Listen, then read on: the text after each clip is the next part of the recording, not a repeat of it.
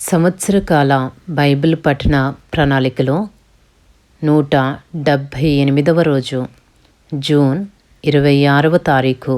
ఈనాటి అనుదిన బైబిల్ పఠనములో 3 అధ్యాయములు పరిశుద్ధ గ్రంథములోని పాత నిబంధన గ్రంథము నుండి సమూయేలు మొదటి గ్రంథములోని 8వ అధ్యాయము, 9వ అధ్యాయము మరియు 10వ అధ్యాయము. ఈనాటి భాగములోని 3 అధ్యాయములలో మొదటి అధ్యాయము సమూయేలు మొదటి గ్రంథములోని 8వ అధ్యాయంలో ఉన్న 22 వచనములు. సమూయేలు వృద్ధుడైనప్పుడు తన కుమారులను ఇశ్రాయేలీల మీద న్యాయాధిపతులుగా నియమించెను.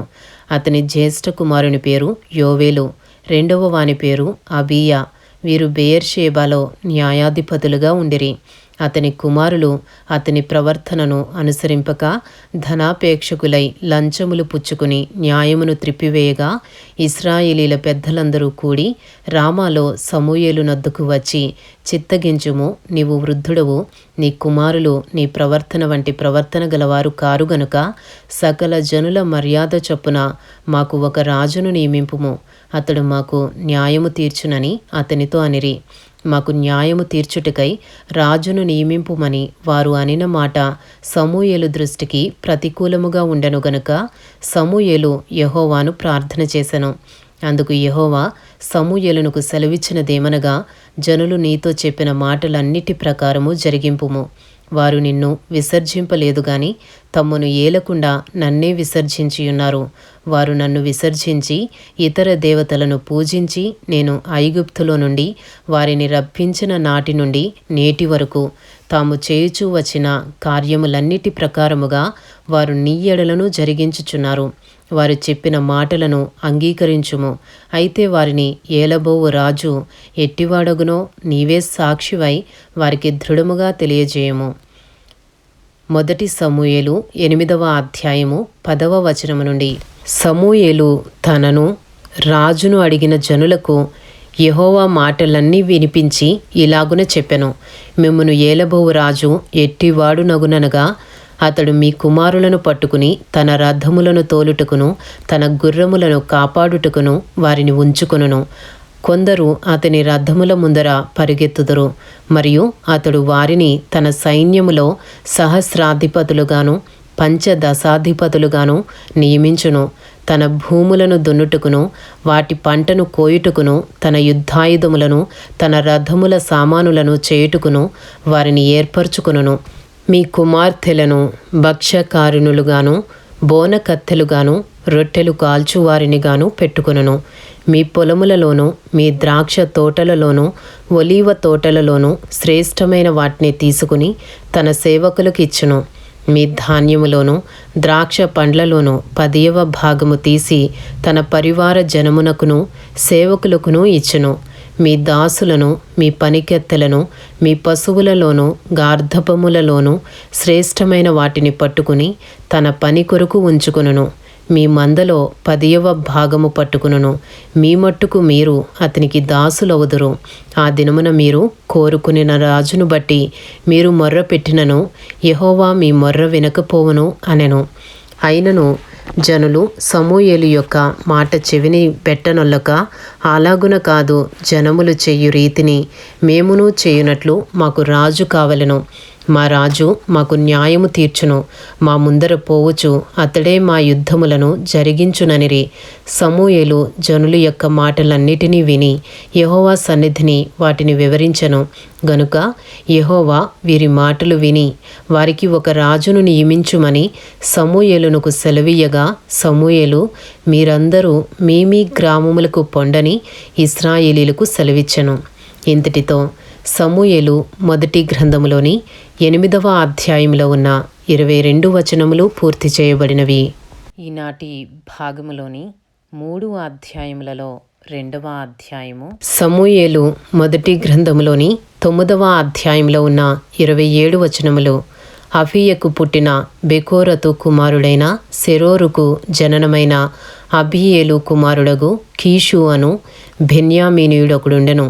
కీషు భాగ్యవంతుడగు ఒక బెన్యామీనీయుడు. అతనికి సౌలు అనునొక కుమారుడుండెను. అతడు బహు సౌందర్యము గల యవనుడు. ఇశ్రాయేలీలలో అతని పాటి సుందరుడొకడునూ లేడు. అతడు భుజములు మొదలుకుని పైకి ఇతరుల కంటే ఎత్తుగలవాడు. సౌలు తండ్రి అయిన కీషు యొక్క గార్ధబములు తప్పిపోగా కీషు తన కుమారుడైన సౌలును పిలిచి, మన దాసులలో ఒకని తీసుకుని పోయి గార్ధబములను వెతుకుమని చెప్పెను. అతడు పోయి ఎఫ్రాయిము మన్యము తిరిగి షాలీషా దేశమున సంచరింపగా అవి కనబడలేదు. తరువాత వారు షైలీము దేశమును దాటి సంచారము చేసిరి గాని అవి కనబడకయుండెను.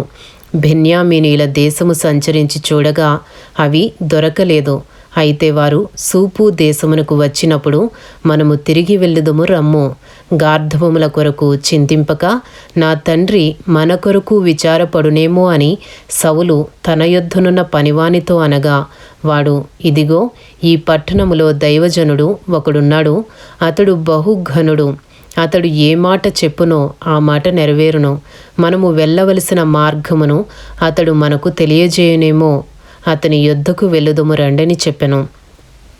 అందుకు సౌలు, మనము వెళ్ళునెడల ఆ మనిషికి ఏమి తీసుకొని పోవుదుము?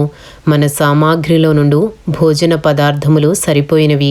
ఆ దైవజనునికి బహుమానము తీసుకుని పోవుటకు మనకేమీ లేదు అని తన పనివానితో చెప్పి మన యొద్ద ఏమియున్నదని అడుగగా, వాడు సౌలుతో, చిత్తగించుము, నా యొద్ద పావు తులము వెండి కలదు. మనకు మార్గము తెలియజెప్పినందుకై దానిని ఆ దైవజనునికిత్తుననెను. ఇప్పుడు ప్రవక్త అను పేరునందువాడు పూర్వము దీర్ఘదర్శి అనిపించుకొనెను. పూర్వము ఇశ్రాయేలీలలో దేవుని యొద్ద విచారణ చేయుటకై ఒకడు బయలుదేరిన ఎడల మనము దీర్ఘదర్శి యొద్దకు పోవుదము రండని జనులు చెప్పుకొనుట వాడుక. సౌలు, నీ మాట మంచిది, వెళ్ళుదము రమ్మనగా వారు దైవజనుడుండు ఊరికి పోయిరి. ఊరికి ఎక్కిపోవచుండగా నీళ్లు చేదు కొనుటకై వచ్చిన కన్యకలు తమకు కనబడినప్పుడు, ఇక్కడ దీర్ఘదర్శి ఉన్నాడా అని అడిగిరి. అందుకు వారు, ఇదిగో అతడు మీ ఎదుటనే ఉన్నాడు, త్వరగా పోయి కలుసుకొనుడి. ఈ దినముననే అతడు ఈ ఊరికి వచ్చెను. నేడు ఉన్నత స్థలమందు జనులకు బలి జరుగును గనుక ఊరిలోనికి మీరు పోయిన క్షణమందే అతడు భోజనము చేయుటకు ఉన్నతమైన స్థలమునకు వెళ్ళక మునుపే మీరు అతని కనుగొందురు. అతడు రాక మునుపు జనులు భోజనము చేయరు. అతడు బలిని ఆశీర్వదించిన తరువాత పిలువబడిన వారు భోజనము చేయుదురు. మీరు ఎక్కిపోండి, అతని చూచుటకు ఇదే సమయమని చెప్పిరి. వారు ఊరిలోనికి రాగా ఉన్నతమైన స్థలమునకు పోవుచున్న సమూయేలు వారికి ఎదురుపడెను. మొదటి సమూయేలు 9వ అధ్యాయము 15వ వచనము నుండి. సౌలు అచ్చటికి రేపు వచ్చునని యెహోవా సమూయేలునకు తెలియజేశాను. ఎట్లనగా, నా జనుల మొర్ర నా యొద్దకు వచ్చెను, నేను వారిని దృష్టించియున్నాను. కాగా ఫిలిస్తీయులు చేతిలో నుండి నా జనులను విడిపించుటకై నా జనులైన ఇశ్రాయేలీల మీద వానిని అధికారినిగా అభిషేకించుటకు గాను రేపు ఈ వేళకు నేను బెన్యామీను దేశములో నుండి ఒక మనుష్యుని నీ యొద్దకు రప్పించుదును. సౌలు సమూయేలునకు కనబడగానే, యెహోవా, ఇతడే నేను నీతో చెప్పిన మనిషి, ఇదిగో ఇతడే నా జనులను ఏలునని అతనితో సెలవిచ్చెను. సౌలు గవనియందు సమూయేలును కలుసుకొని, దీర్ఘదర్శి ఇల్లు ఏది? దయచేసి నాతో చెప్పుమని అడుగుగా, సమూయేలు సౌలుతో, నేనే దీర్ఘదర్శిని, ఉన్నతమైన స్థలమునకు నాకు ముందు వెలుడి. నేడు మీరు నాతో కూడా భోజనము చేయవలెను. రేపు నీ మనస్సులోనున్నదంతయు నీకు తెలియజేసి నిన్ను వెళ్ళనిచ్చెదను. 3 దినముల క్రిందట తప్పిపోయిన నీ గార్ధబములను గూర్చి విచారపడకుము, అవి దొరికినవి. ఇశ్రాయేలీల అభీష్టము ఎవరి యందున్నది? నీ యందును నీ తండ్రి ఇంటి వారి యందును కదా అనెను. అందుకు సౌలు, నేను బెన్యామీనీయుడను కానా? నా గోత్రము ఇశ్రాయేలీల గోత్రములలో స్వల్పమైనది కాదా? నా ఇంటివారు బెన్యామీను గోత్రపు ఇంటివారందరిలో అల్పులు కారా? నాతో ఇలాగున ఎందుకు పలుకుచున్నావు అనెను. అయితే సమూయేలు సౌలును అతని పనివానిని భోజనపు శాలలోనికి తోడుకుని పోయి పిలువబడిన దాదాపు 30 మందిలో ప్రధాన స్థలమందు వారిని కూర్చుండబెట్టి, పచనకర్తతో నేను నీ దగ్గర నుంచుమని చెప్పి నీ చేతికి ఇచ్చిన భాగమును తీసుకుని రమ్మనగా పచనకర్త జబ్బను దాని మీదనున్న దానిని తీసుకుని వచ్చి సౌలు ఎదుట ఉంచగా సమూయేలు సౌలుతో ఇట్లనెను, చూడుము, మనము కలుసుకొను కాలమునకై దాచి ఉంచబడిన దానిని నీకు పెట్టియున్నాడు. జనులను పిలిచితినని నేను పచనకర్తతో చెప్పినప్పుడు ఇది నీ కొరకుంచవలసినదని చెప్పితిని. ఆ దినమున సౌలు సమూయేలుతో కూడా భోజనము చేసెను. పట్టణస్థులు ఉన్నతమైన స్థలము మీద నుండి దిగుచుండగా సమూయేలు సౌలుతో మిద్ది మీద మాట్లాడుచుండెను. మరునాడు తెల్లవారునప్పుడు సమూయేలు మిద్ది మీదనున్న సౌలును పిలిచి, నేను నిన్ను సాగనంపుటకై లెమ్ము అని చెప్పగా సౌలు లేచెను. తరువాత వారిద్దరూ బయలుదేరి ఊరి చివరకు వచ్చుచుండగా సమూయేలు సౌలుతో, మనకంటే ముందుగా వెళ్ళుమని ఈ పనివానితో చెప్పుము. దేవుడు సెలవిచ్చినది నేను నీకు తెలియజెప్పు వరకు నీవు ఇక్కడ నిలిచియుండుమనెను. అంతటి వాడు వెళ్ళెను. ఇంతటితో సమూయేలు మొదటి గ్రంథములోని 9వ అధ్యాయంలో ఉన్న 27 వచనములు పూర్తి చేయబడినవి. ఈనాటి భాగములోని 3వ అధ్యాయములలో 3వ అధ్యాయము సమూయేలు మొదటి గ్రంథములోని 10వ అధ్యాయంలో ఉన్న 27 వచనములు. అప్పుడు సమూయేలు తైలపు బుడ్డి పట్టుకుని సౌలు తల మీద తైలము పోసి అతని ముద్దు పెట్టుకుని, యెహోవా నిన్ను అభిషేకించి తన స్వాస్థ్యము మీద అధిపతిగా నియమించి ఉన్నాడు అని చెప్పి ఈలాగు సెలవిచ్చెను, ఈ దినమున నీవు నా యుద్ధ నుండి పోయిన తరువాత బెన్యామీను సరిహద్దులో సెల్సహులో నుండు రాహేలు సమాధి దగ్గర 2 మనుషులు నీకు కనబడుదురు. వారు నీవు వెతకపోయిన గార్ధబములు దొరికినవి. నీ తండ్రి తన గార్ధబముల కొరకు చింతింపక నా కుమారుని కనుగొనుటకై నేనేమి చేతునని నీ కొరకు విచారపడుచున్నాడని చెప్పుదురు. తరువాత నీవు అక్కడి నుండి వెళ్ళి తాబోరు మైదానమునకు రాగానే అక్కడ బేతేలునకు దేవుని యొద్దకు పోవు 3 మనుషులు నీకు ఎదురుపడుదురు. ఒకడు 3 మేకపిల్లలను, ఒకడు 3 రొట్టెలను, ఇంకొకడు ద్రాక్షరసపు తిత్తిని మోయుచూ వత్తురు. వారు నిన్ను కుశల ప్రశ్నలు అడిగి నీకు 2 రొట్టెలు ఇత్తురు. అవి వారి చేత నీవు తీసుకొనవలెను. ఈలాగున పోవచ్చు ఫిలిస్తీన్ల దండు కాపువారుండు దేవుని కొండకు చేరుదువు. అచ్చట ఊరి దగ్గరకు నీవు రాగానే స్వరమండలము, తంబుర, సన్నాయి, సితారా వాయించు వారి వెనుక ఉన్నతమైన స్థలము నుండి దిగివచ్చు ప్రవక్తల సమూహము నీకు కనబడును. వారు ప్రకటన చేయుచూ వత్తురు. యెహోవా ఆత్మ నీ మీదికి బలముగా దిగివచ్చును. నీవు వారితో కలిసి ప్రకటన చేయుచుండగా నీకు క్రొత్త మనస్సు వచ్చును. దేవుడు నీకు తోడుగా ఉండును గనుక ఈ సూచనలు నీకు సంభవించిన తరువాత నీకు మంచిదని తోచిన దాని చేయుము. నాకంటే ముందు నీవు గిల్గాలునకు వెళ్ళగా దహన బలులను సమాధాన బలులను అర్పించుటకై నేను నీ యొద్దకు దిగివత్తును. నేను నీ యొద్దకు వచ్చి నీవు చేయవలసిన దానిని నీకు తెలియజేయు వరకు 7 దినముల పాటు నీవు అచ్చట నిలువవలెను. అతడు సమూయేలు నొద్ద నుండి వెళ్ళిపోవుటకై తిరుగగా దేవుడు అతనికి క్రొత్త మనసు అనుగ్రహించెను. ఆ దినముననే ఆ సూచనలు కనబడెను.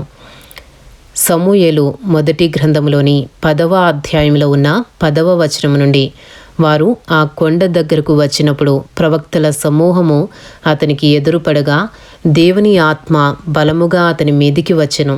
అతడు వారి మధ్యను ఉండి ప్రకటన చేయుచుండెను. పూర్వము అతని నెరిగిన వారందరూ అతడు ప్రవక్తలతో కూడా నుండి ప్రకటించుట చూచి, కీషు కుమారునికి సంభవించినదేమిటి? సౌలును ప్రవక్తలలో ఉన్నాడా అని ఒకనితో ఒకడు చెప్పుకొనగా ఆ స్థలమందుండు ఒకడు వారి తండ్రి ఎవడని అడిగెను. అందుకు సౌలును ప్రవక్తలలో ఉన్నాడా అను సామెత పుట్టెను. అంతటా అతడు ప్రకటించుట చాలించి ఉన్నత స్థలమునకు వచ్చెను. సమూయేలు మొదటి గ్రంథము 10వ అధ్యాయంలో ఉన్న 14వ వచనము నుండి, సౌలు యొక్క పినతండ్రి అతనిని అతని పనివానిని చూచి, మీరిద్దరూ ఎక్కడికి పోతిరని అడుగుగా అతడు గార్ధబములను వెతకబోతిమి, అవి కనబడకపోగా సమూయేలు నొద్దకు పోతిమని చెప్పినప్పుడు, సౌలు పినతండ్రి సమూయేలు నీతో చెప్పిన సంగతి నాతో చెప్పుమని అతనితో అనగా, సౌలు గార్ధబములు దొరికినవని అతడు చెప్పెనని తన పినతండ్రితో అనెను గాని రాజ్యమును గూర్చి సమూయేలు చెప్పిన మాటను తెలుపలేదు. మొదటి సమూయేలు 10వ అధ్యాయము 17వ వచనము నుండి.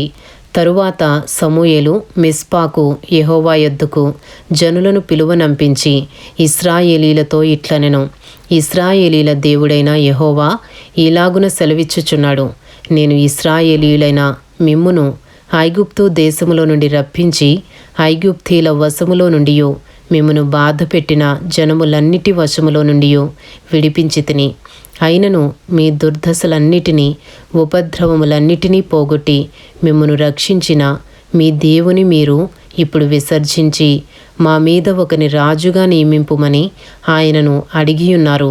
కాబట్టి ఇప్పుడు మీ గోత్రముల చొప్పునను మీ కుటుంబముల చొప్పునను మీరు యెహోవా సన్నిధిని హాజరు కావలెను.